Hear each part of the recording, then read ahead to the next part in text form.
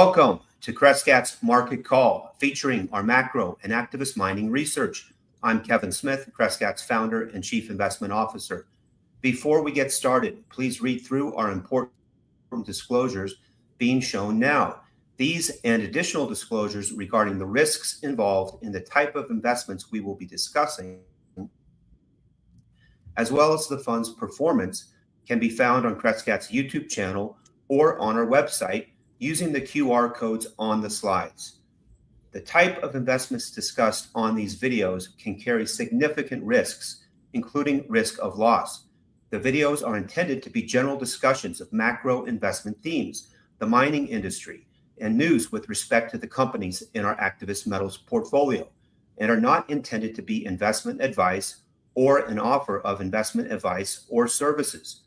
Crescat's managed funds only accept accredited investors, and the discussion in these videos has been prepared with that level of audience sophistication in mind. Any forward-looking statements may or may not come to fruition. If you enjoy our videos, please click on the like button and make sure you are subscribed to our YouTube channel to get notified of upcoming episodes. You can also follow Crescat Capital on X for ongoing macro research and important news updates on our activist metals positions. If you want to learn more about Crescat's investment strategies, we encourage you to reach out to our head of investor relations, Merrick Iwahashi. His contact information is on the screen now and can also be found on our website at crescat.net.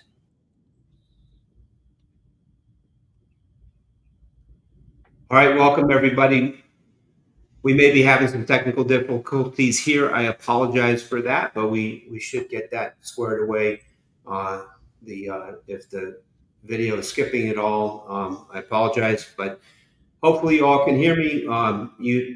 We have the pleasure of all three of us being here live today, so no one has been pre-recorded. This is first time in a while we've all been live, and Quentin is the busiest geologist on the planet. He's been in the field visiting a number of our companies in our portfolio in British Columbia and the Yukon the past week, and he's still traveling. But we do have him. I'm going to leave plenty of time for him. Mine's going to be the shortest part of the presentation ever, and Tavi will go next, and then we'll finish off with Quentin giving updates on a number of our companies. But I wanted to highlight this because it is something that I'm very proud of, and not something that happens very often, and it's pretty crazy. But Crescat's hedge funds, we actually have 5 of the top 10 performing hedge funds through June in the global marketplace, according to the Preqin database, which is one of the largest databases that tracks hedge fund performance. And this is among all of the funds that have reported their performance through June of this year. We were very fortunate because we had some good positioning coming into Liberation Day in early April in our global macro and long short funds. The institutional macro fund, we had a number of short positions that really helped us to capitalize on that market dislocation, which we then were able to take profits in and really get positioned for that, for the run up back in the markets. Now here we are at record highs again in the S&P 500 and the NASDAQ, et cetera. And I'm honestly pretty darn concerned about the complacency in the markets once again, still in the face of tariff threats and rising inflation and weakening economic data. I still think we have pretty frothy equity markets at large, and yet the opportunity for our activist mining strategy, where the bulk of our returns year to date have come from across all of the funds. Keep in mind that our activist metals strategy is the biggest theme across all our funds. It is a long only theme at this time, and and this is what has been driving some of the performance. So I'm not going to dwell on this anymore. I'm going to switch over to Tavi to go through the macro presentation for today, and we're going to leave plenty of time for Quentin to give his update. So let's go. All right, guys, I'll talk a little bit about a few charts that I think are relevant for this presentation. There's a lot of things that have been happening recently that I think are important.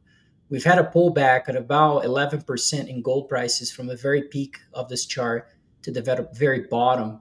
And if you're a believer of those, of being in a secular bull market for precious metals, I do think this is a window of opportunity that we continue to believe that gold has entered a long-term cycle, and therefore these pullbacks are, in our view, major opportunities. And so if you looked at technically, we've been retesting a support line of not too long, but certainly looks to me like this is a place where this correction could be ending. Let's go to the next chart, because this is the chart of the day. Certainly is silver. We're seeing silver finally break out. It's been in this range of between 30 to 35 for some time now. It's been in that area. It is interesting how gold has actually peaked in April or so, a little bit before that. And since then, silver has been actually very resilient and strengthening on the back of a weaker gold price. And now, if we look at what's happening, this is why you act on conviction. I remember very well when we started talking about silver back in 2019 or so. A lot of people used to say, well, it hasn't done anything for the last 20 to 30 years. Those are usually code words for why you should be taking a contrarian view on something, because you're not supposed to have carry the reputation of an asset that hasn't performed in the last 20 years if you just form your view on that day. And so I think silver is in a major cup and handle, as you can see here. And what we're seeing with the metal is potentially the beginning of what is likely to be a price discovery phase as well. And copper is in that scenario, in my view, and we're going to get into that as well. But if we go to the next chart, even more importantly, there's some companies that are starting to move. I like Rackla because Rackla, as a company, has gotten a lot of history in the silver industry. And there's not a lot of those companies that have survived all these different cycles and decades of capital depletion and also booms and busts. And so, as you can see, that there's major volatility in this share performance of this company. Has gone through a lot of different iterations and so forth. And what I find it interesting is when silver starts to move, you begin to see the easier, I should say, or easier to get your arms around when it comes to consistency of numbers, when it comes to production, when it comes to size and scale of operations in North America with silver exposure. And I find it extremely important and compelling, the fact that it has been hitting this support or resistance line for a very long time.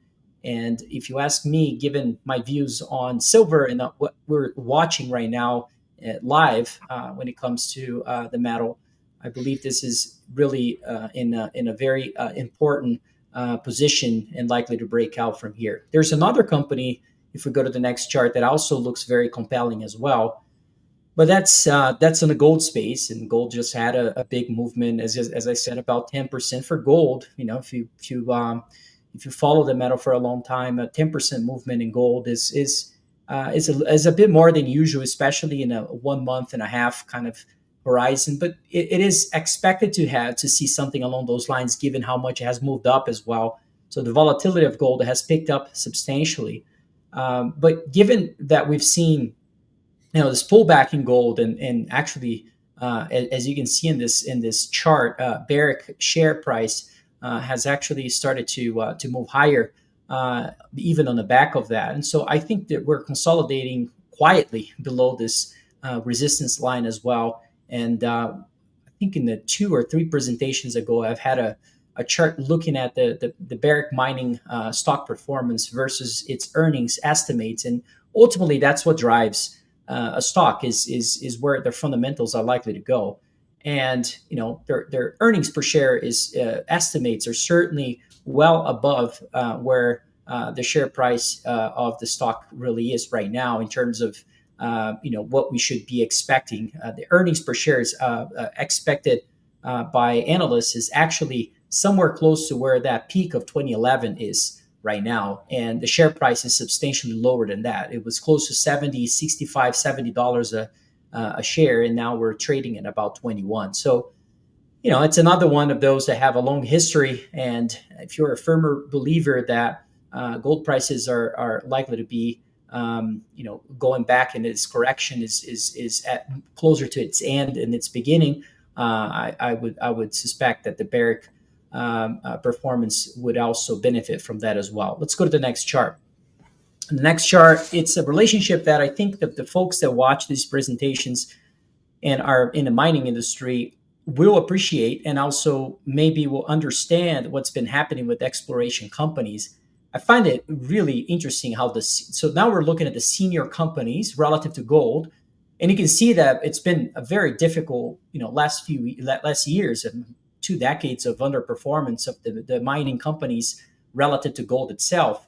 Guess what this chart looks like? If we go to the next chart, you can see it's the same chart as the TSX Venture. For those who don't know, it's about 50% weight in exploration companies, give it or take. And you can see it's the same chart. It's exploration companies, one way of explaining this chart is exploration companies are nothing more than your willingness to take the leverage over gold prices. And once investors begin to take the risk of investing in mining companies over gold itself, that's when the blue line starts to benefit as well.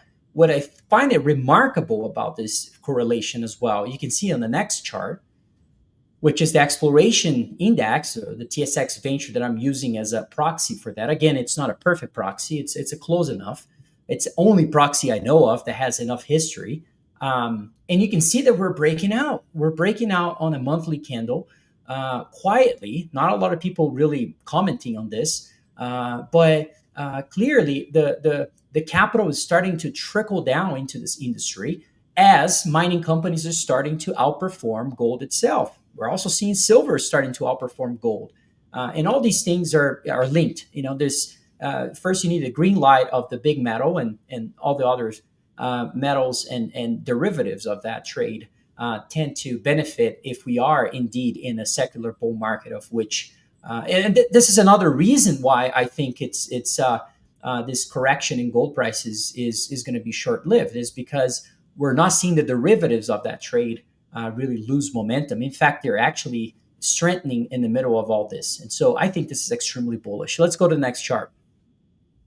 Copper prices we saw tariffs actually being imposed, of 50% tariffs on copper imports in the US. And if you ask my opinion about all this, I think that's short-lived. I think that's not only shooting ourselves in our foot, but also in the entire body. And so, but it doesn't matter. What we saw was a performance of copper prices that really broke out, and we have never seen prices at these levels. And I'm going to repeat what I said before. It reminds me of gold prices at around $2,000 an ounce, where once we bumped into that resistance so many times. Once we broke out of that number, we really went through a discovery phase, and that's where we added another $1,000 an ounce to the metal. I think copper is about to go through the same transition. Yes, if we see those tariffs go away, it should have an impact on local copper prices. But notice that other things outside of the US that should have been hit by this, and a lot of people talk about the London copper prices, but LME copper prices, but it was really a couple percentage points that divergence from in terms of decline in prices when the tariffs were imposed. What I find it interesting at other things like Chilean stocks, or you can see Chilean currency or the Canadian dollar, all these other things, because if you look at which ones are the countries that export the most to the U.S. in copper, 35% of that is Chile. of which is the Saudi Arabia of copper, in terms of relative to the oil industry, of course. And so I find it interesting that those things do not get hit in a big way. And so my suspicion is that all these things are also looking extremely attractive from a value standpoint as well. Let's go to the next chart.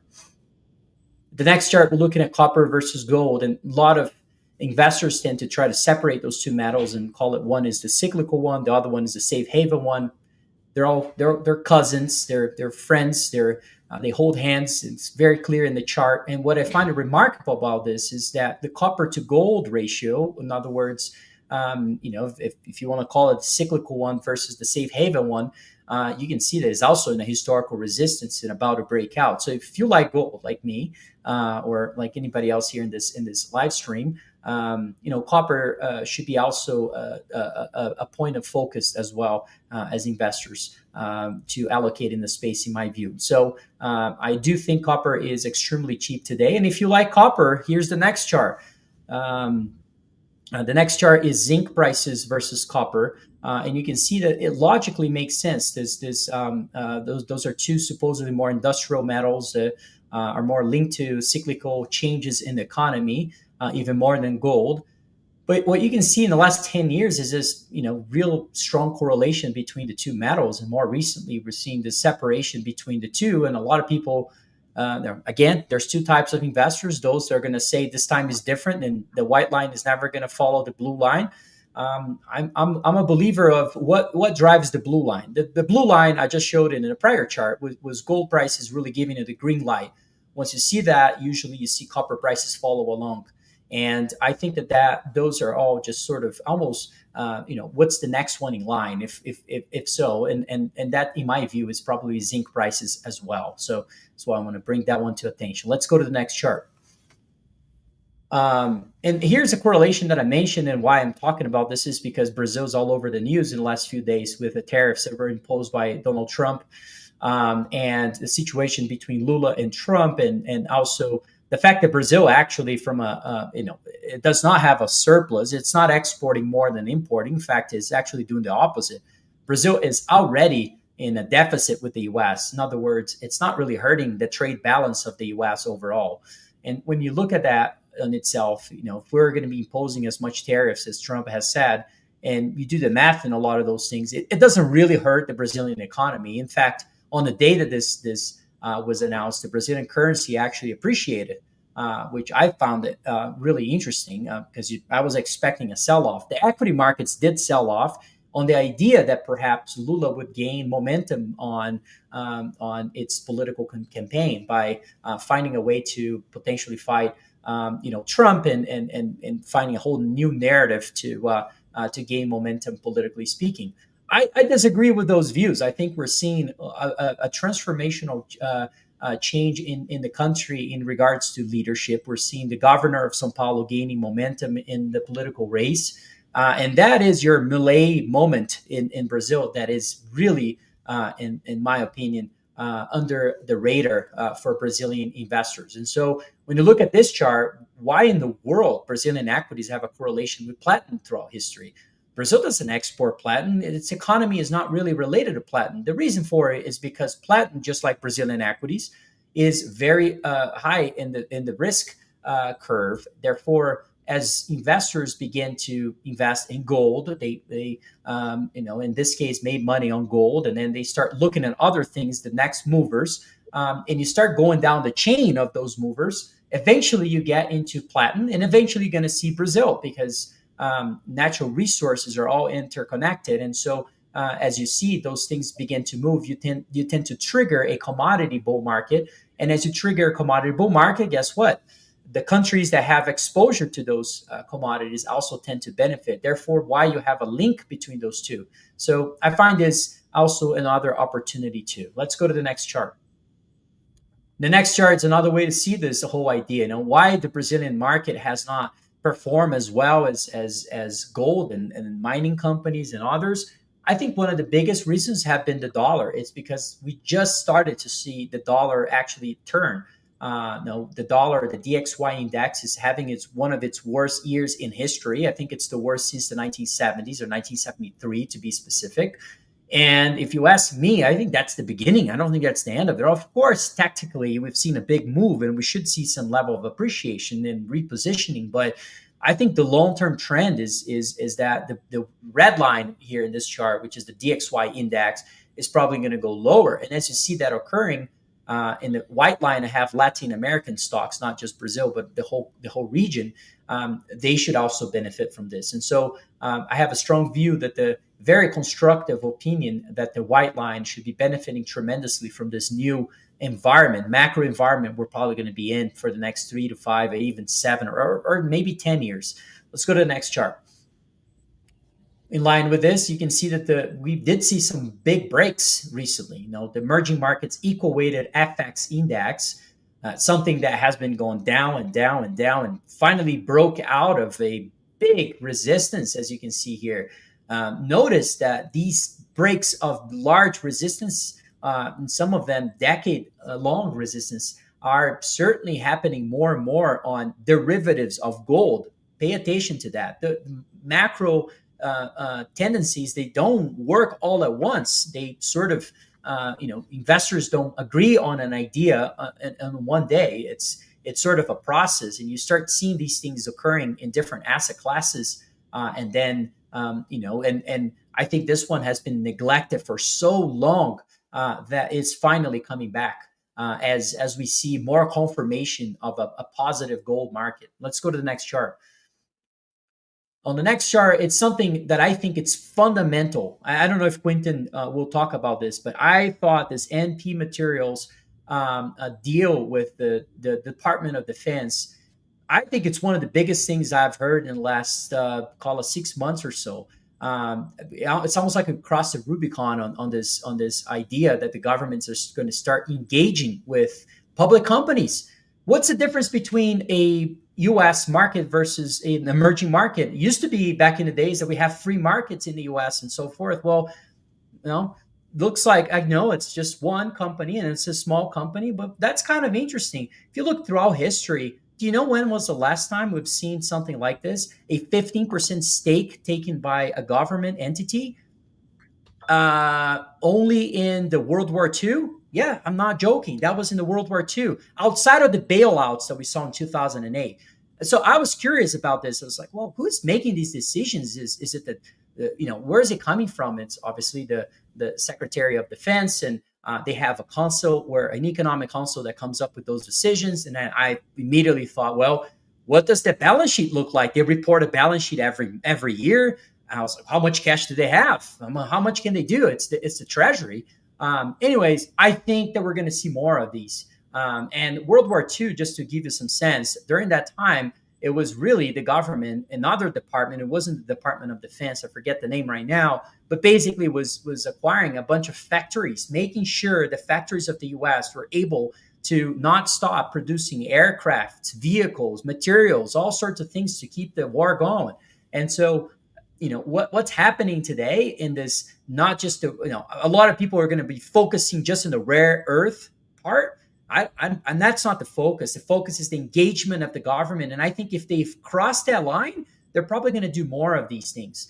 And I keep thinking, if you're running that company, NP Materials, and you take a 15% stake of the government in your company, well, do they have some say in the board of directors and decisions? I think there's so many questions into this. Again, I don't know the answers for all these things, but I think there are some fundamental changes in the government that we're experiencing right now. And finally, acknowledgement that we are facing a foundational challenge in the U.S. of lack of materials, lack of raw materials to innovate, to revive or industrial capacities and all sorts of things. I think that's critical.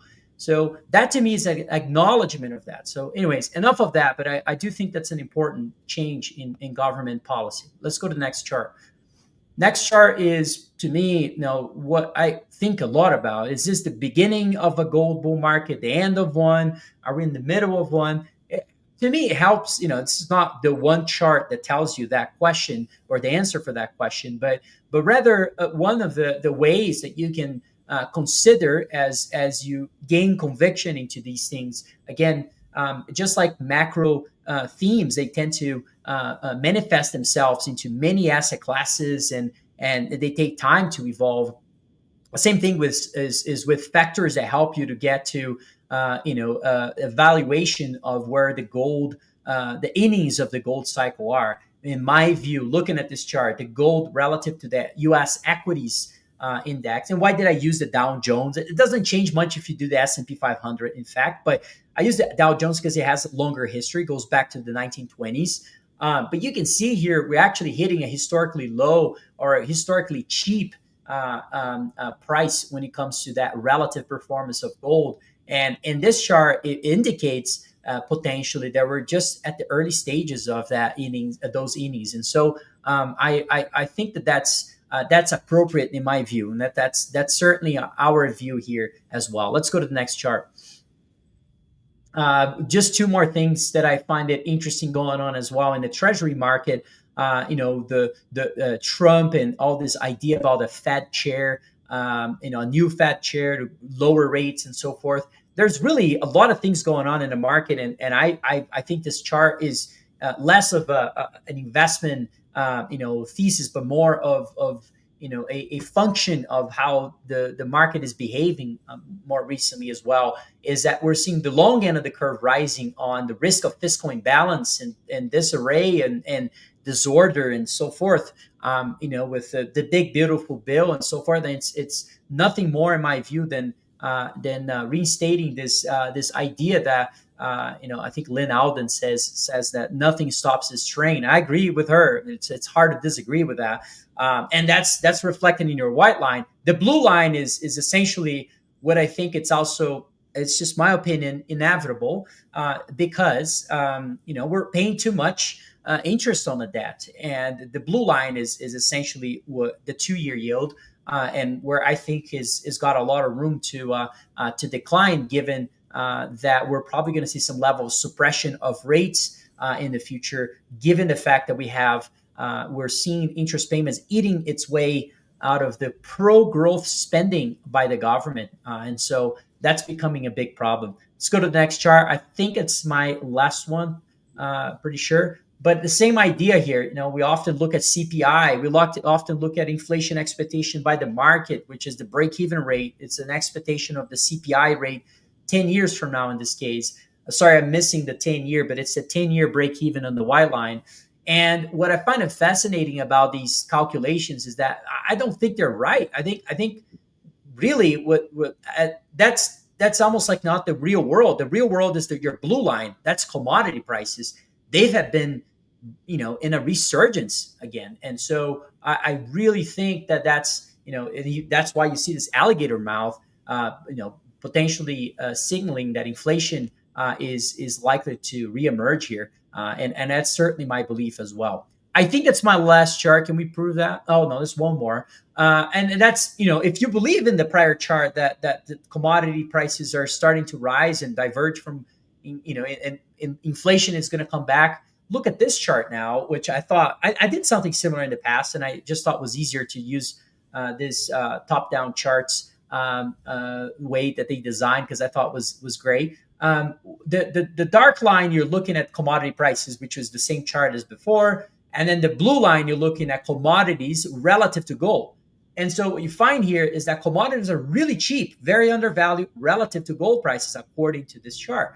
And what he's trying to say is that during times that we saw these, really undervalued moments for commodities relative to gold, were times that commodities themselves actually had a really strong rally.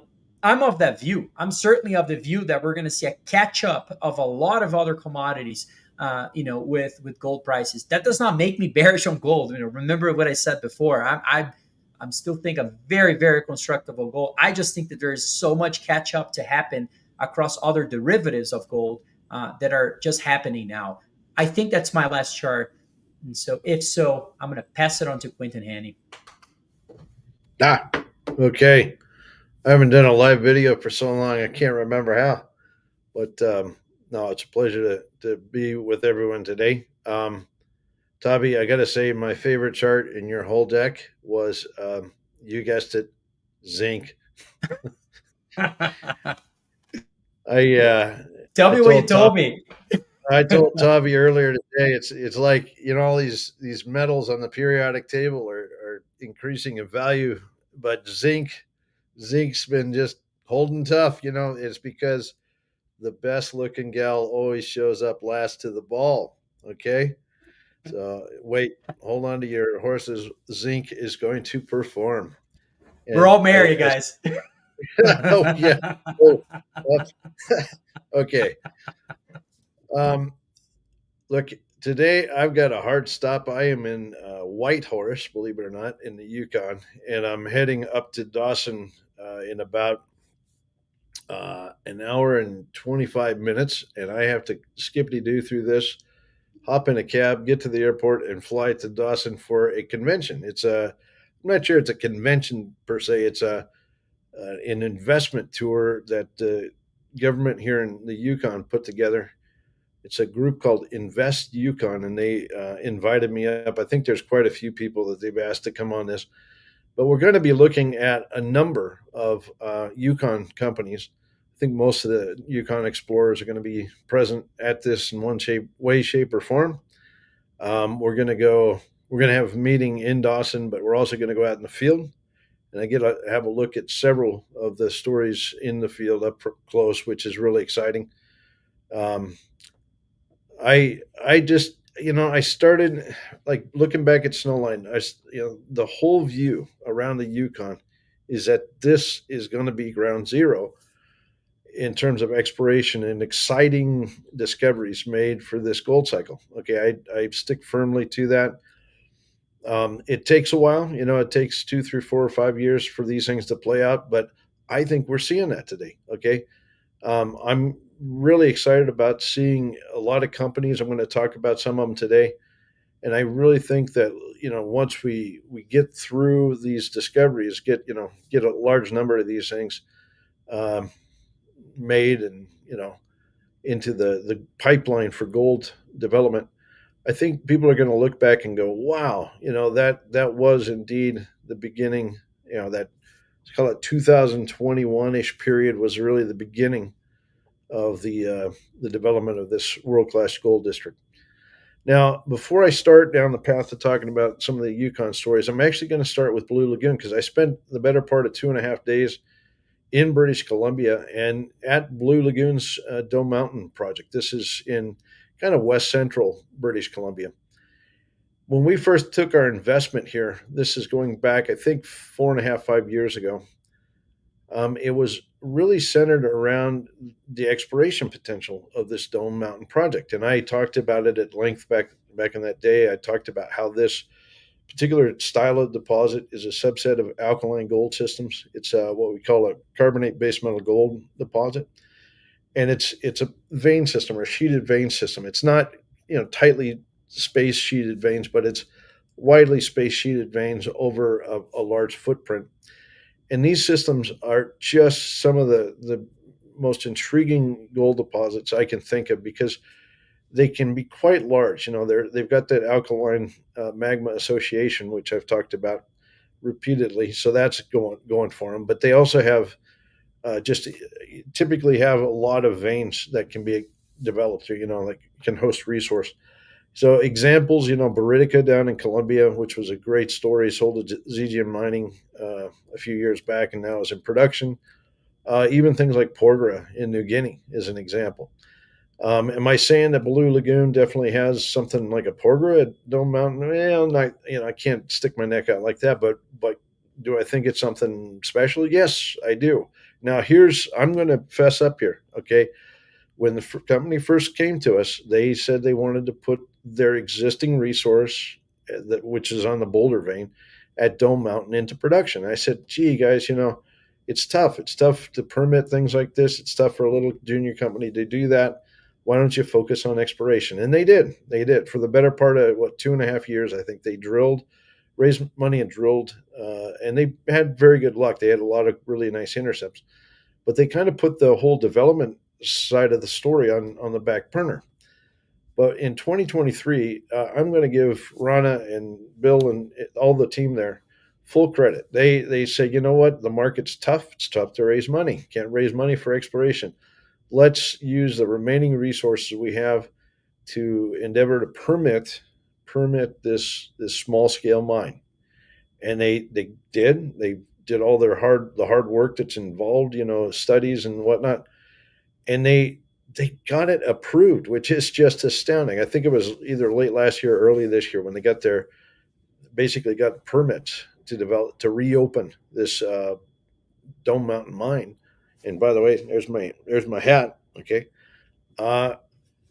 they managed to pull it off. For a junior company, this is an extraordinary feat. They should be congratulated to the fullest. They did put out a news release about the opening. It came out just this morning, but it was actually about 24 or 48 hours ago when I was at site and enjoyed the ceremonies. So I'm going to walk you through a few pictures real quick. Go to the next slide. This is a ribbon cutting ceremony. Rana is actually one of the guys holding the scissors there to cut the ribbon. But I wanted to point out one gentleman. Not that there's not other important people on here, but there's one guy there with the black hat on. That is Wayne Kindred. And Wayne, I'm going to tell everybody this. Like, there's a secret to make projects work, is that you usually have one individual person who has a long-term vision and commitment, who's stuck with the project, through the tough times, the good times, everything in between, and has the vision to make something work. And it's this guy right here. Okay, now who is he? He's actually going to be the lead contract miner for this project, okay, for Dome Mountain. But he has been with this project for nearly 30 years, like almost going on 3 decades. Okay, he has basically run through a mine plan in his head of how this should work for 30 years or nearly that. That's astounding. Okay, you want a successful project, you have visionaries, people that stick with something like this. So kudos to Wayne. Right on, man. All right, let's go to the next slide. All right, one of the things I'm going to start with is actually a commitment that I would give Rana and his wife a lot of credit towards this, is really working hard with the First Nations here. They've done a fantastic job. This is a Lake Babine First Nations band. This is, right in the heart of, like I said, Western British Columbia. And there's multiple clans. In fact, there's 4 clans that are represented here, and they're shown on this slide. It's kind of hard to see the frog, but you can see the critters there. You got the bear, the beaver, the caribou, but then you also have a frog. He's kind of hard to see over there, but he's tucked in there. And this is what you see when you drive in the gate. I think it's pretty cool. I think they've done a good job. And when I was there, a lot of the workers are First Nations, which is great to see. Great to see. Go to the next slide. In fact, even at the opening ceremony, we had a good drumming performance by the First Nations. They came from all over, all of the different clans. That was part of the opening ceremony. Go to the next slide. And then, as you can see in this slide, all of the people up front there, that's First Nations. And there's Rana giving a speech. All right, so Rana and his team have done a good job here. Very, very professional, very good job. It's just a delight to see a successful mine opening, re-permitting and mine opening, and such support from the local Indigenous community. It's lovely. Okay, go to the next slide. All right, now just a little bit about how, what people don't know in the mining space, but needs to happen. And one of the things here was water treatment. It's absolutely vital that the company, as they develop this mine, that any waters coming out of the mine are treated. Okay, and they've built a state-of-the-art, first-class water treatment plant. The fellow who's running it is the guy in the orange just behind there, and kind of took the photo when he took a step back. But anyway, they have a state-of-the-art water treatment plant here. where they treat the water for all sorts of things. They treat it for any potential nitrates that might be residual nitrates in the water, but also any metals whatsoever basically are stripped out of this thing. And this thing, once it's up and running, they can actually get underground and start mining. Okay, now this thing was basically being ramped up to its steady state performance, which should be any day now. But this is a critical step for any mine, and you can see they've done it in a very, very professional way. Go to the next slide. Here's your portal. Looks like something out of a ski lodge, but it's a very, very nicely done portal. The tour group, we had multiple tour groups. I happen to be with this group here. It's just it reminds me of where I started. I actually started working in a gold mine in Colorado. It was almost the same scale, so it brought back a lot of memories for me about how small mines can actually be a very successful, but it be a very important part of the mining industry. Go to the next slide. Here we are walking in the adit. They had, I've never seen this before, but they had lights the entire way back to the stope in the Boulder Vein. It was kind of like a Christmas carnival or something. It was amazing to see, but here you can see everybody walking down the adit. Notice how tidy it is, how dry it is. There's no real water to speak of coming out. I think the thing makes something like 30 liters per minute or something, which in mining terms is like bugger all. It's absolutely nothing. Go to the next slide. We got a lecture on rock bolting, securing the roof and stuff. Boy, they were excited about rock bolting, and they gave us about a half-hour lecture on every aspect of how they make the mine safe. They've done a great job. Again, this is a very professional team, and they painstakingly went through every aspect of it to make sure we understood. All right, let's go to the next slide. This is kind of an interesting photo. I thought I would take this because it was just such a cool vantage. Basically, what we're doing is we're looking upwards. So this is almost straight up. It's looking up the what we call a raise. Okay, so the adit is a horizontal. It's not a tunnel goes clear through a mountain, by the way. Okay, an adit goes in in a portion of that, like halfway or something. Okay, so an adit is just has the one opening. But then when you get into your workings where the vein is, you have to put raises up to start to block out, pieces of the vein. And this happens to be one of the raises.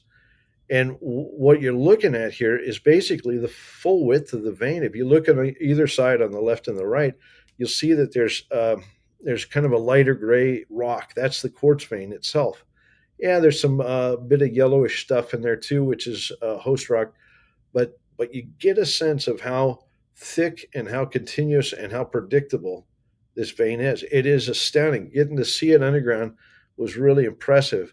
You can even see way up at the top, like again, we're looking up where the light dot is there. You can see the full thickness of the vein itself. And I think that from what I saw, the way this vein is structured, very sheet-like, continuous, and nice and fat, I think it should be readily mineable. It's not going to be, there's not too many challenges, I'll say, around identifying and mining something like this. All right, go to the next slide. Here's a picture of the Boulder vein down at the very end. This was at basically the first stope that's likely going to be developed. Again, look at how bright white that vein is, or light that vein is, compared to the wall rock, which is above it there. Easy to see, easy to pick. In fact, we talked about ore sorting. I think ore sorting could also be brought into the picture at some point. Now, how are they going to process this? Guess what? They're going to mine this. They're going to truck it, to Nikola. Nikola is another publicly traded company. Peter Esping, who's the CEO there, was at site for this opening. I've known Peter for a few years now, real nice guy. And I think the collaboration they have between the two companies, meaning ore from the mine as well as an established, proven mill. And by the way, there was about 5,000 tons of material treated from Blue Lagoon at Nikola's mill a couple of years back. Okay, so we already know that rock from here can go through that mill, and they see good recoveries, makes a good product. It makes concentrates actually that are shipped overseas. Okay. So we know that the risks around milling in that whole part of this venture are minimized because of that. So I think, again, it bodes well for a successful operation. By the way, there was actually part of the release that it was at the first slide. I didn't mention it, but there was some actually financing or available financing made to Blue Lagoon out of prepayment against offtake, and that's through Ocean Partners, who's a good friend of ours at San Cristobal. Okay, so the guys at Ocean Partner are actually buyers, are going to be the buyers of the concentrate here, and they've made sure that Blue Lagoon has access to money, so they don't have, if there's any issues, they can have some money to draw on. I actually think they're going to pull this off pretty easily, so I'm not too worried. But it's nice to know that everybody's rowing in the same direction, and the company has a lot of available capital to make things go. All right, go to the next slide. Here's a close-up picture of the rock. What are we looking at here? Well, the white is quartz, okay, and then there's kind of a brownish color mineral in there. That's largely siderite, which is a carbonate, iron carbonate. Doesn't really have any economic value, nor does the quartz. But the sulfides, which are the darker gray that you see scattered through this, some of it's kind of that dog tooth texture at the top, but others just little tiny fractures scattered through the quartz. Those sulfides are where the gold resides. The gold particles are actually very closely associated with the sulfides. So basically what you have to do to get the gold out of this rock is you mill up this rock. You basically crush and grind it down to powder. And then in the mill, they float concentrate. So they pull the sulfides and the gold out of this. They'll also probably get some through gravity recovery too. But a lot of the gold is going to end up in very precious metal rich concentrates that can be shipped overseas, and they fetch a premium because there's a high demand for precious metal rich concentrates these days. All right, so it's a very simple metallurgy, that's going to be, I think, again, very successful in a proven mill that's already operated. Go to the next slide.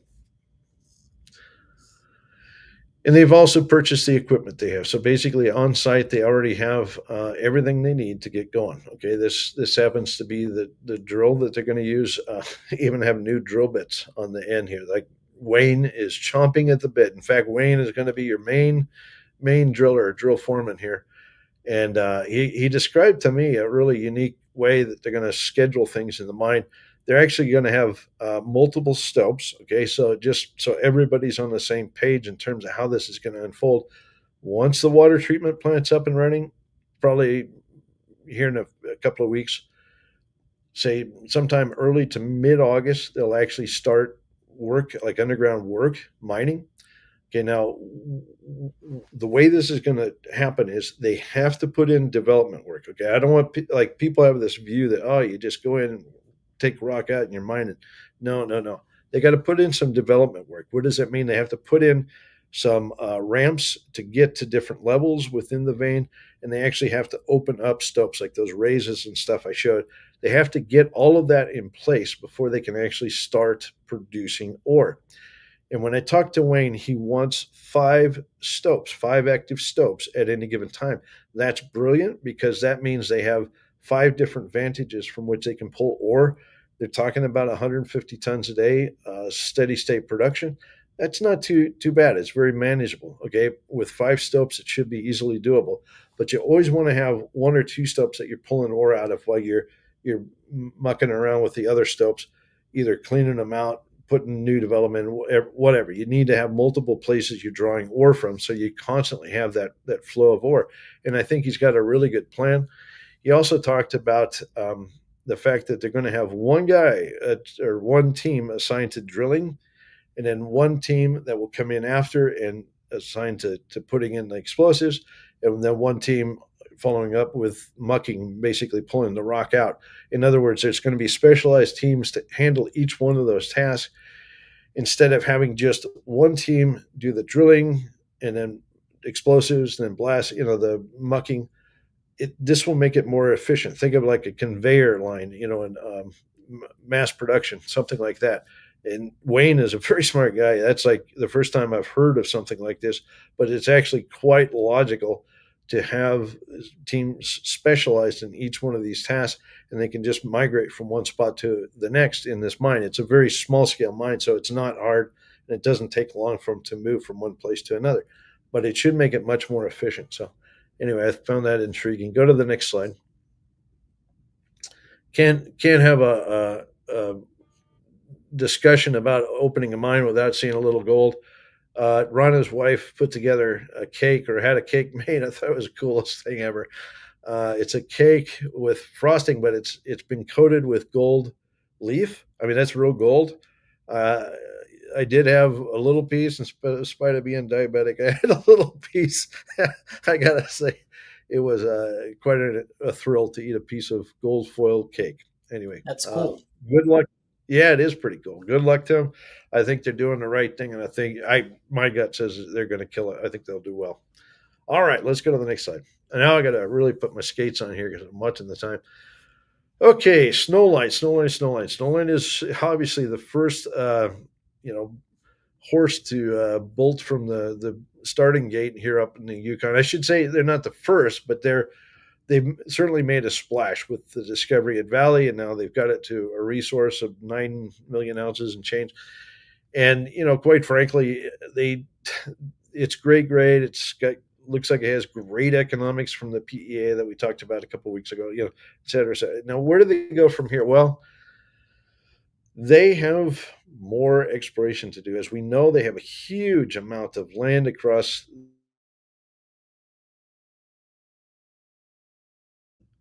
They have found a new one that I think looks really intriguing. The fact that they've kind of highlighted it in this one news release tells me that they're pretty stoked about it. So let's talk about the Celestic target. Let's go to the next slide. There we go. Okay, so here's some beautiful slides. I realize the photographs are kind of small. If you ever want to see bigger version, just go to the news release that I clipped this from, which came out a few days ago. All right, but the Celestic target is actually on the Cynthia project. Cynthia is a block of ground they picked up from, Tavi or Kevin, do you remember the group that had this a few years back? I can't think of what they were called. They were the ones exploring over in Golden Triangle. Can't remember. Name flew out of my head. Oh, well, doesn't matter. Anyway, they picked up Cynthia for bugger all, basically, from a group that was not all that incentivized to strike point. Thank you. Yeah, strike point. Okay, and now they've begun exploration there, and the Celestic target has really turned up some interesting results. You can see in the upper left there's a piece of quartz vein. They do have the bismuthinite and tellurium minerals that we see at Valley, which is really intriguing, as well as good gold numbers. Okay, and then the other photos that you see there, each one of the photos, the bottom left and the two on the right, are sheeted quartz veins that look very much like Valley. Okay, so they're seeing, very similar stuff to Valley. This is exciting. Go to the next slide. And if you look at there we go. If you look at the plan map where they're finding this stuff, early days, but here's their intrusive. That yellow thing is the mapped intrusive. And then they've identified just in these blue blobs, these target areas. Now, the thing that was missing here, in my view, was a sense of scale, okay? So what I did is I threw a little oval on there. That's the size of Valley. Okay, that oval is the size of Valley. Okay, so a lot of people are going, oh, those look kind of small. No.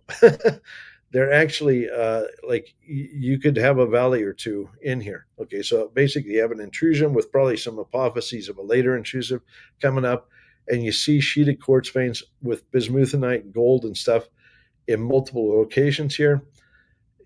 This looks pretty good, early stage, but it sounds like they're going to try to advance it very quickly to drilling, and they got that intersection target up there off the edge too, which is basically out into the Hornfels. So lots of really ripe targets here. Maybe we'll see a new discovery out of the guys. All right, let's go to the next slide. Then we're going to jump forward to there we go to Sitka. Sitka had a couple of news releases just in the past week or so. I think they're kind of clearing the decks in terms of getting news out before all these investors show up. The first news release, which is down there at the bottom, talks about them drilling at the Coppermine River project in Nunavut. And I was aware they had this project, but I was not aware they were going to do some work on it this summer. But we did talk to them. It sounds like they have to do a kind of a minimalistic work program at Coppermine to maintain their tenement package. At first, I was thinking, oh, geez, I hope they don't spend a huge amount of money there and sacrifice money that you should be drilling over at RC. But it doesn't sound that way, which is good. I think also they're aware that there's a growing story over in Nunavut around this copper silver mineralization. What do I think of it? Look, stay tuned. I am digging into some of the copper stories, and I expect to be able to talk about some of those. There is a very interesting copper play developing in Nunavut. Nunavut's a tough town, guys. It's a very expensive place to work, but I've been looking at the copper stories, and I'm becoming more and more convinced that 2 or 3% copper, especially in the form that we see over there, like chalcocite, that can be upgraded to very high concentrates, is potentially economic. Okay, so I'm getting more interested in the Nunavut copper story, but I don't want Sitka to distract, like wander off in the weeds.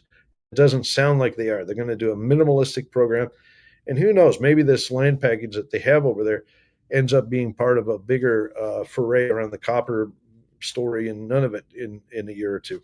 Don't know. But I'd like to see them stick to their knitting, so to speak, in the Yukon.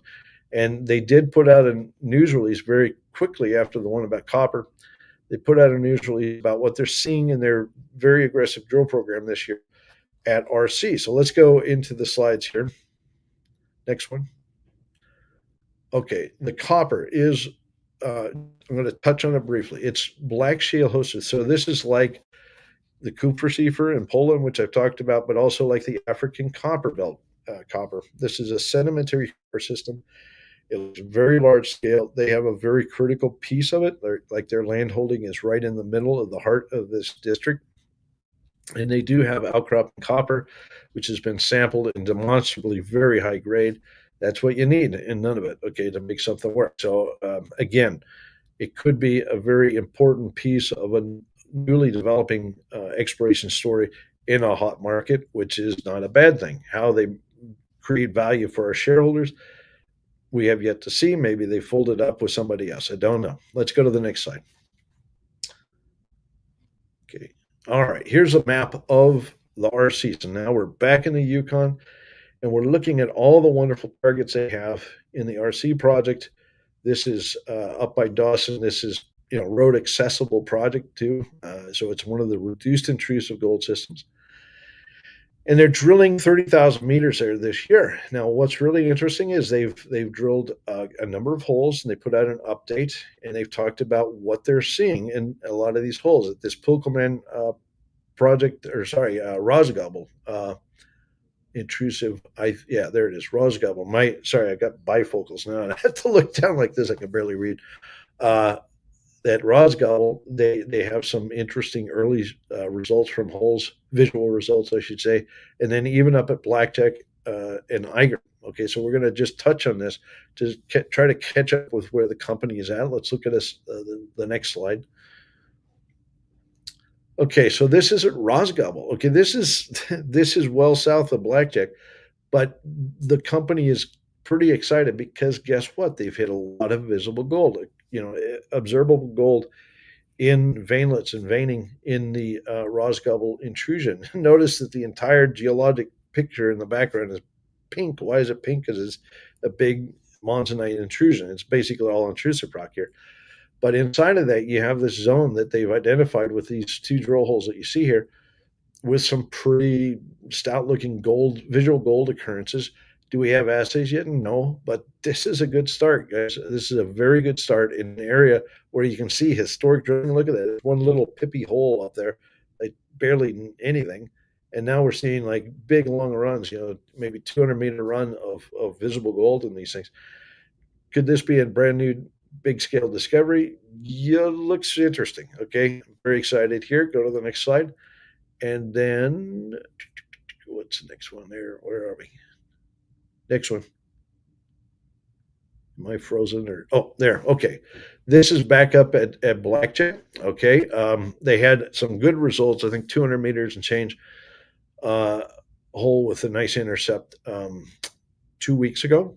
But you can see here, even the most recent drill hole they have, another whopper with a lot of visible gold. So lots more to come from here.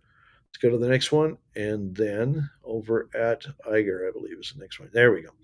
At Eiger, which they do have some resource on, but is kind of lowish grade so far. But now they're seeing more, more concentrated visible gold in the most recent drill hole they've done. Is this as exciting as the other ones that we saw just a minute ago? Not quite. There's not as many little gold stars there, but there's quite a few of them. You never know. Once they hit some high grade in a system like this, the key is to follow high grade, and maybe they'll have a nice, say, 100-meter run of high grade, and they can start chasing this thing down too. But the point is, the upside down cow is playing out. Okay, they've got Rosgobble, Blackjack, Eiger, all of these apophyses coming off are generating gold. That is crazy. Okay, like the scale of this gold system is absolutely enormous, and I think this is going to be, continue to be one of the more exciting reduced intrusive stories as it unfolds, especially this year. Shows the market multi-million ounce potential in my view. Okay, go to the next slide. Oh boy, time's slipping fast. Sorry. Okay, Rackla. Okay, I talked about this a couple weeks ago. Look, back in I think November or maybe it was October last year sometime, they announced this discovery of this grad property. It's actually over in the Northwest Territories. I think I slipped up and I might have said Nunavut or Yukon. On one of my presentations. Didn't mean to. It's in the Northwest Territories, okay, but it's the same belt. It's the easternmost extent of the Tintina, Tombstone Granite Belt. And the company found this grad target late last year, had a channel sample across with a kind of a high-grade core. I think it was 180 meters of like 3.x gram. Absolutely remarkable. But the key is it's, from it outcrops at the valley floor all the way up to the top of the mountain.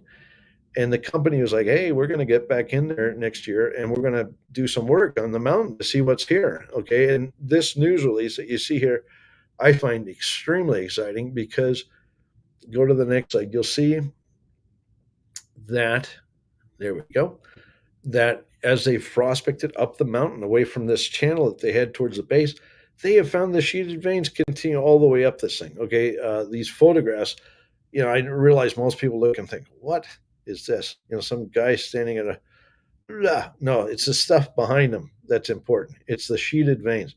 And, what we're looking at, like as a geologist, any little kind of subtle fracture in there, when you see those fractures, even if they're kind of masked by a bit of orange coloration and stuff, what they're showing is this intrusion is absolutely riddled with sheeted veins.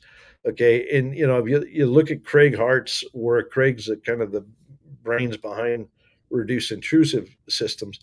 His statement is 3 to 5 veins can make a gram per ton. They're seeing at least that here. 3 to 5 veins over a meter, like a meter length, can make a gram per ton in a lot of these systems. No guarantees, but that's kind of a rule of thumb. And they're certainly seeing that here. Okay, so this is exciting. This is way exciting because now we're starting to see some breadth. Okay, not only do they have this whopping channel sample at the base, they're starting to see mineralization all the way up to the top of the mountain. Go to the next slide. Let's look at the very top here. All right, the next image you see is actually them standing up on the top. And you can see, like in the left-hand side here, the foreground, those pieces of rock there, that's basically granite or monzonite that slipped down, but it's riddled with sheeted quartz veins. And the orange going on beyond that, that's just probably weathered sheeted, veins and quartz monzonite. So you can see they're on the top of the mountain, 400 meters down this slope, vertically. They had a channel sample of 180 meters at 3 grams. Like it doesn't take a lot of brain cells to get excited about this kind of thing. Okay, this, and then the photograph over here on the right. Look at those veins. Like you can't swing a cat without hitting a vein there. Okay, what do they have? Don't know yet. I think they're drilling. I think in this release they talk about starting to drill here shortly. I will be there in a few days. I think I'm there on the 16th. I'm very stoked about what these guys might have here. Just it's as excited as I can be. All right, let's go to the next slide.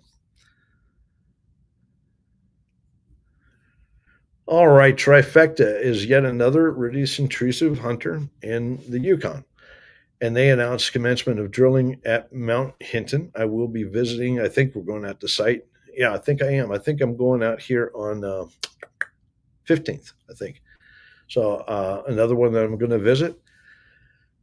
Mount Hinton happens to be very close to Keno Hill, so it's like the view here is that the reduced intrusive that's at Mount Hinton is actually the mother, the mothership, we'll say, of the fluids that went out and produced the Keno Hill deposit.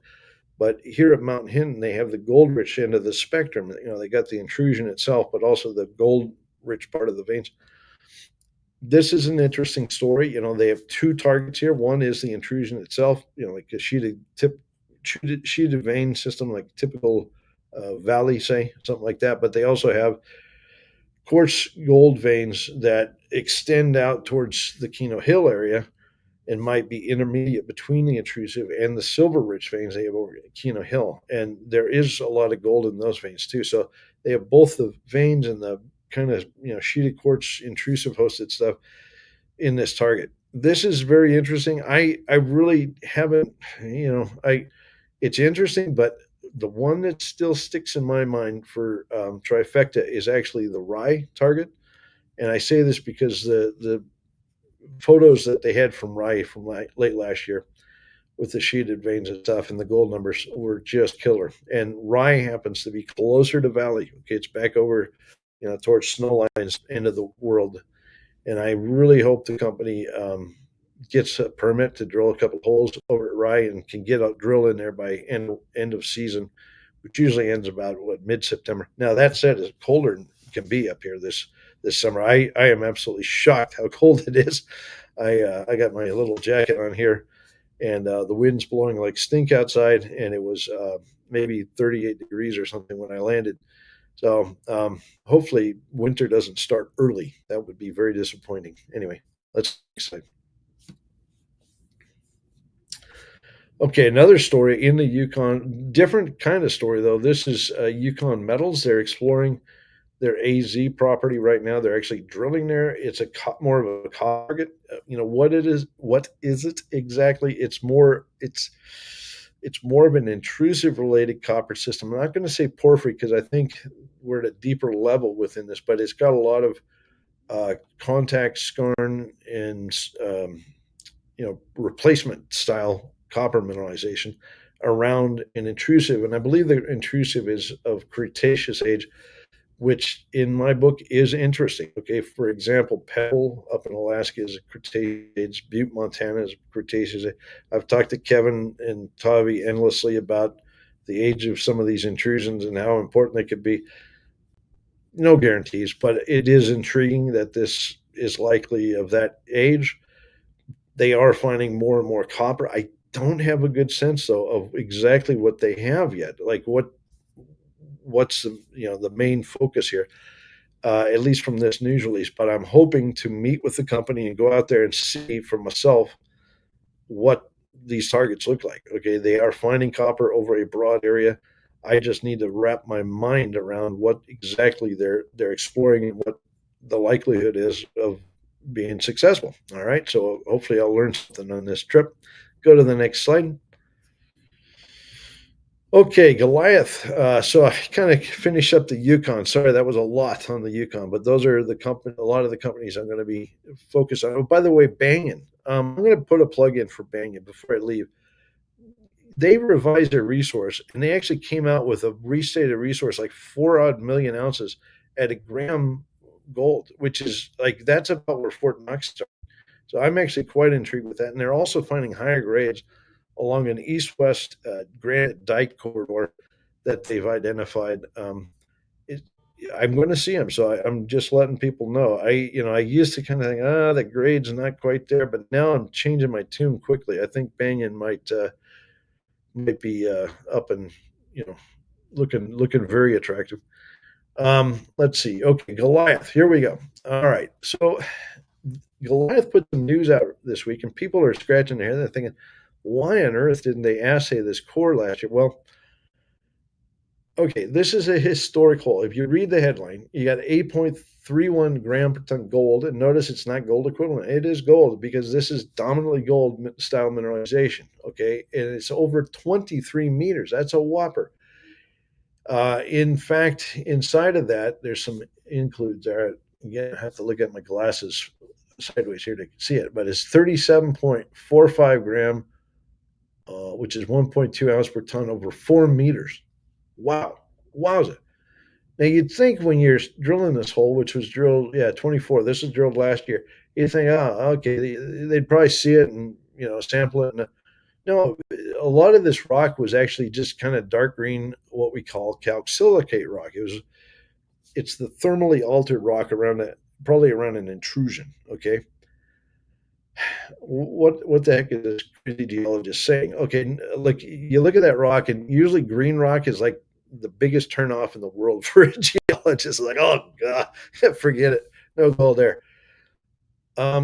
They have a very smart young geologist, Randall, who's got a good eye for VG, and he went back and started relogging some of these holes that they were simply in too big of a rush last year to log in detail. And he found this. Okay, I mean, this is crazy.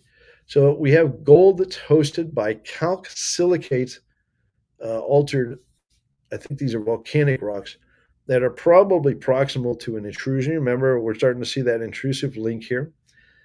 But we're seeing significant high-grade gold occur in pretty brownish, greenish looking rock, which is usually, the kiss of death.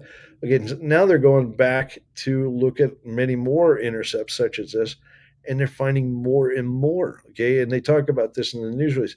I think this is absolutely remarkable. Okay, it is proving that there's yet a third style. So we got the sherbet style, which is quartz sulfide lodes, very thick quartz sulfide lodes. We got the intrusive dike style, which is the vertical dikes that are stockwork with quartz veins. And now we have the calcilicate style, which is more of kind of a contact metamorphic style. We don't know exactly what the geometry is, but it looks very interesting. Go to the next slide. There we go. Okay, and you can see where this drill hole is. It's down kind of in the southeast, quadrant of the drill array that they have so far. So, but they're seeing it clear back over, like they're trying to show that there's some size to this. Okay, this particular style of mineralization could be extensive. It could go from all the way from 24,280 all the way back to 24,197. Maybe we got an overlooked style of gold mineralization that once they go back and relog a lot of these holes kind of emerges out of the ether, and we see yet more gold mineralization. I mean, not that we didn't have enough to begin with, but I mean, this is just insane. Okay, this is pretty exciting stuff. All right, let's go to the next slide. Hannan put out an update specifically on Provista, which is alkaline gold system. I just love alkaline gold system. I always am so intrigued when a new one is found like this. This is in Peru. It's on the east side of the Andes. And they did some more work. Look, it's tough country, okay, but they did hand trenching. They got in there and they dug a trench 13.6 meters with 2.1 gram, and another one 4.6 meters with 7.2 grams. And this is in a zone of oxide or oxidized surface expression that is quite extensive. They've basically expanded this considerably. So let's go to the images on the next slide.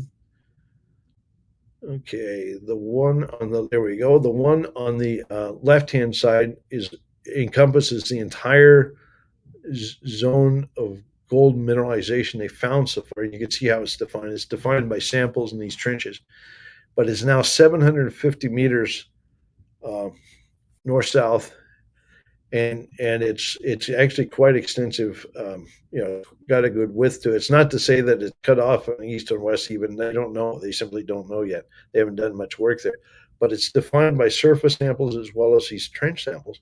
There's a zoom in of the trench area over here on the right-hand side, and you can see where the new trenches are. They're actually hand dug again. This is tough country, but they went over to the east of where they had the initial trench, and they've dug these two other trenches again, 13.6 meters at 2 grams, and then 4.6 meters at 7 grams. That's amazing. I mean, this is a big, big, big oxide target. I can't wait till they can drill it. I'm just chomping at the bit. I think this could be a major new alkaline gold discovery.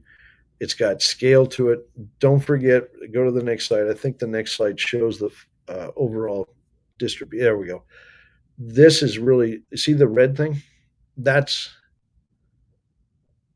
the red thing there. That's actually where this stuff is, the bright red, I should say. There's a copper gold thing off to the side there, but it's that yellow dashed line.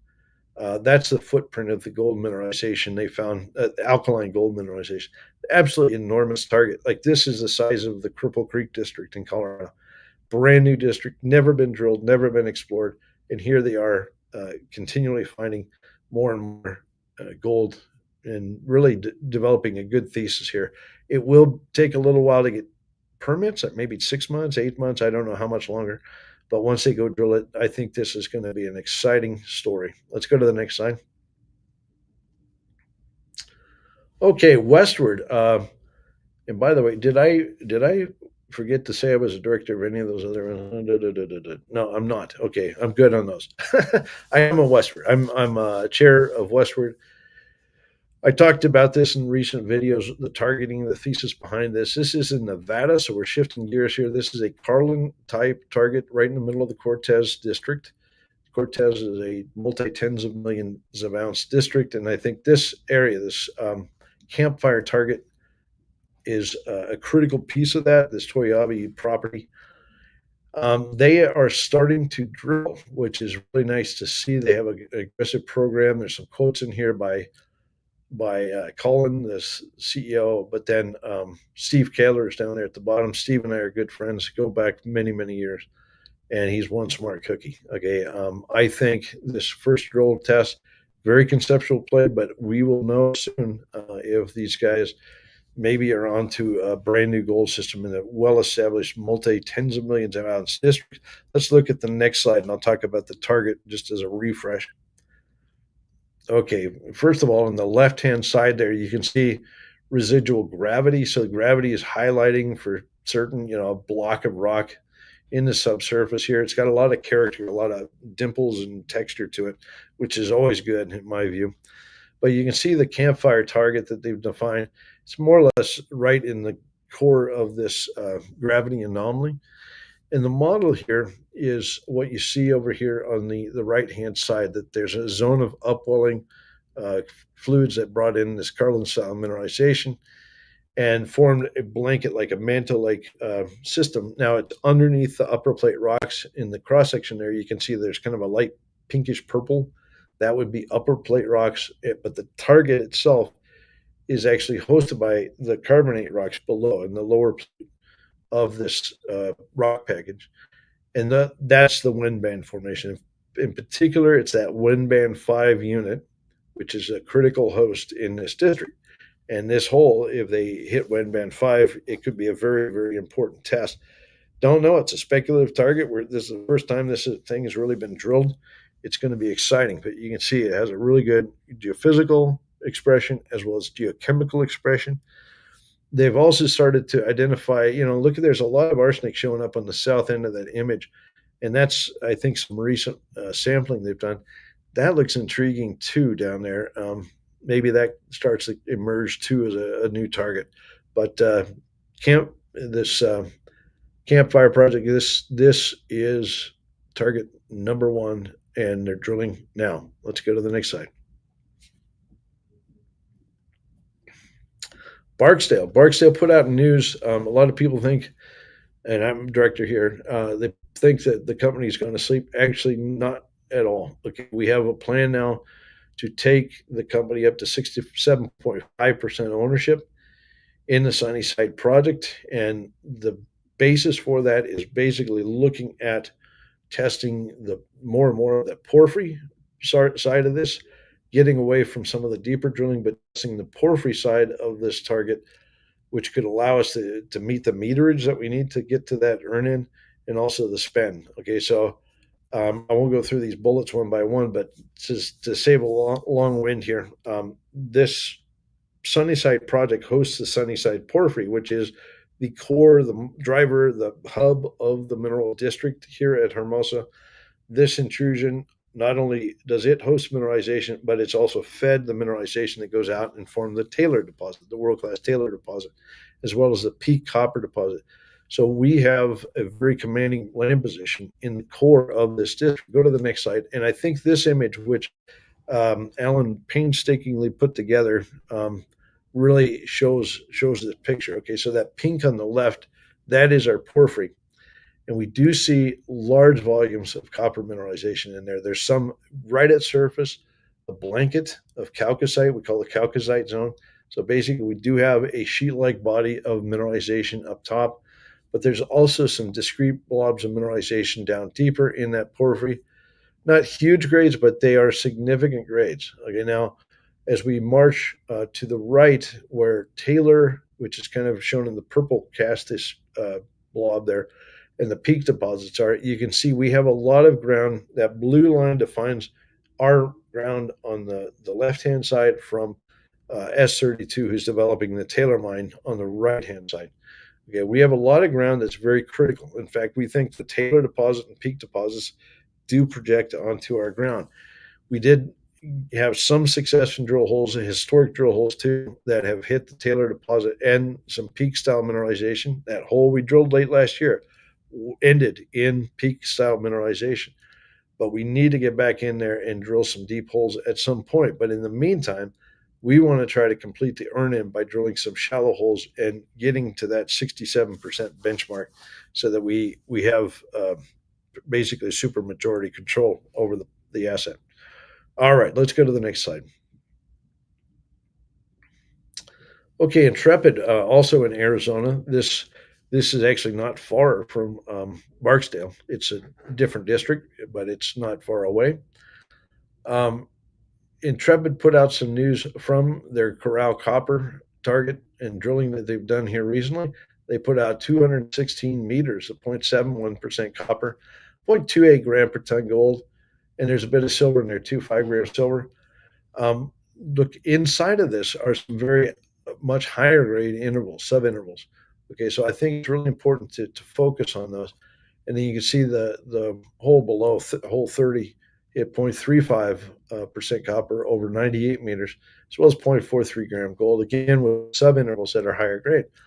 Okay, now look, the company takes a view that there's a porphyry lurking about somewhere here that generated this. Okay, this is where I differ from the company. I'm just going to stick my neck out, probably step on some toes, but I don't really care because I like to do that.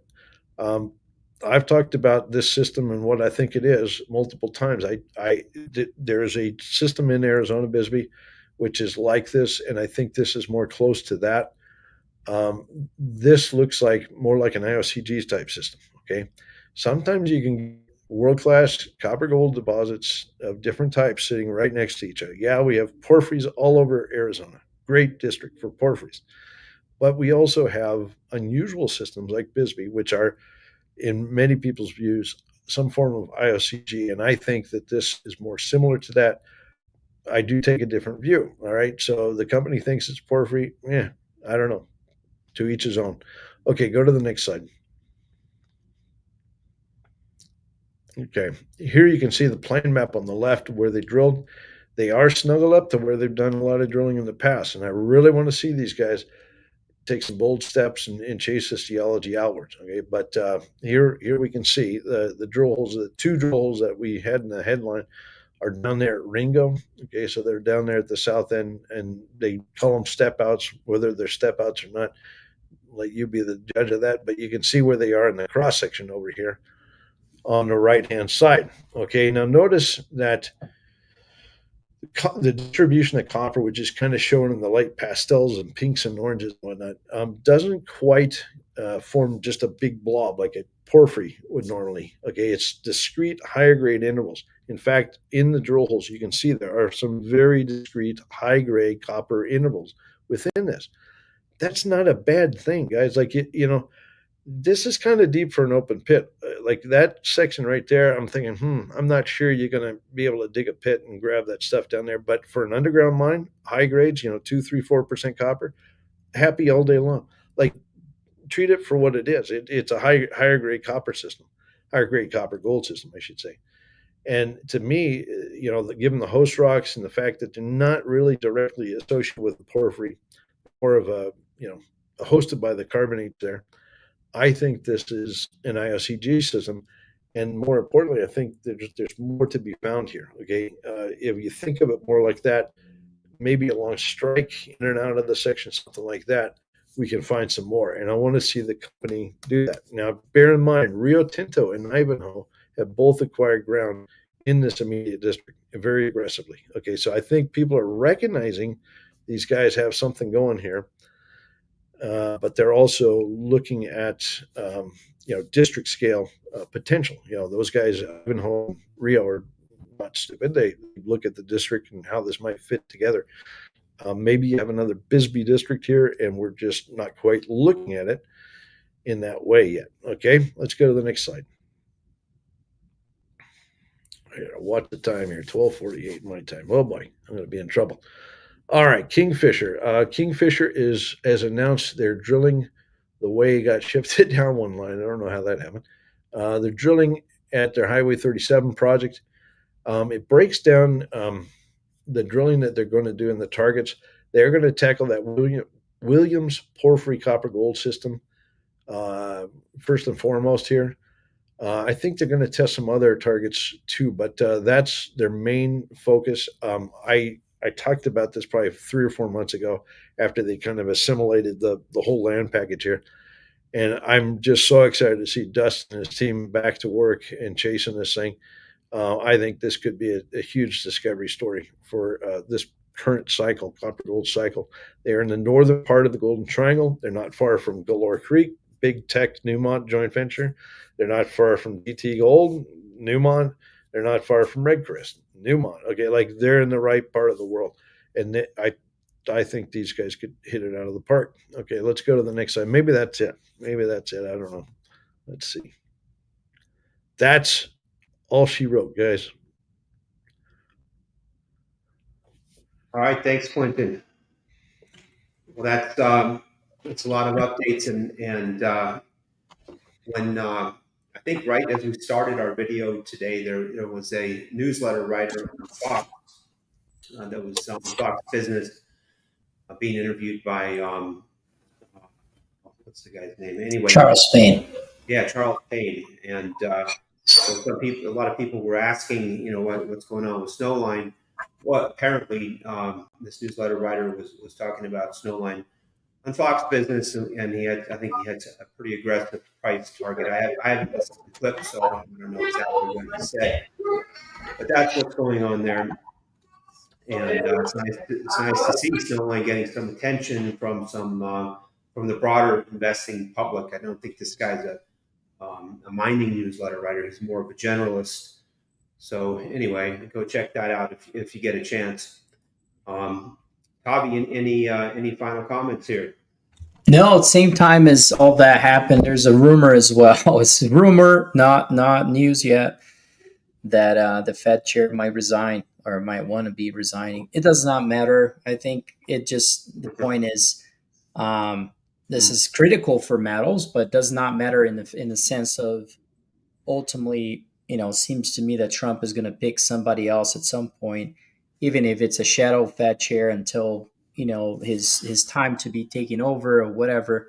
The point is, interest rate suppression is in my view inevitable as a policy, and that's what drives everything in the metals front in a big way. So this is absolutely critical indeed, if true, and so therefore why I'm sharing this. But No that's more. a pretty big rumor, if true. I'll tell you that. Yeah. Yeah, But guys, I somebody commented that I skipped NFG. I did not mean to, guys. I'm doing things on the fly. I didn't see the news. If there was NFG news, it's because I'm in the middle of nowhere in Yukon here, and I just missed it. So I guess I'll have to cover that on the next bugger me. I can't cover them all, guys. I tried my best, but sorry about that. No worries. I haven't seen the news either, and I probably should have, but I haven't. yeah. Anyways, but if you guys enjoy the call, I suggest you to follow Crescat as well on YouTube and X account as it shows in the screen. You can also contact us for more information about Crescat if you are like-minded or want to hear more about our strategies and want to hear more about our investment ideas. I think that Merrick is a great person to start that communication and learn more about Crescat. So I also suggest you to contact him as well. Kevin, any final thing to say at all? Oh, that's all I have. I will say, repeat once again that, as I said at the beginning, there's a lot of complacency out there. I know there's been a lot of people that were whipsawed in the market and back in April, and people got out. They're getting back in. And I'm not talking about precious metals mining stocks. I'm talking about the S&P 500 and the Magnificent Seven and the broader index funds. I think there's a lot of risk in the market, and this rumor about Jerome Powell potentially bowing under pressure to Trump, basically potentially resigning. I mean, these are the types of things that could be surprise catalysts for. I don't think I know Trump wants to boost the economy, and lower interest rates could do that, but they could also have a pretty negative impact on the long end of the yield curve, on inflation, and these are just additional risk at very high valuations for the S&P 500. Doesn't take away from our bullishness on precious metals, mining stocks, and commodities in general. It only adds to the story, as Tavi's been saying. I mean, we think that ultimately the Fed is going to bow to pressure to cut rates on the short end, at least. What the long end of the curve does, anybody's guess. But I think it's a big risk, and anyway, just letting everyone know that we still have short exposure that we've been getting back into to take advantage on the put option side in our global macro fund, in our long short fund. We want to be hedged. We want to protect these gains that we've delivered year to date in those funds, and we want to, and that's the goal, at least. I still think there's a lot of room, a lot of upside ahead on the precious metals front, and especially for the equities that haven't moved relative to the price of gold, like Tavi has been saying.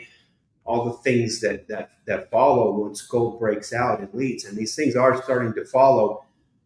So there's opportunities on the long and the short side of the market. We encourage you to go to our website, reach out to Merrick if you're interested in learning more about our strategies, and we'll see you again in 2 weeks. Thanks, everyone. All right.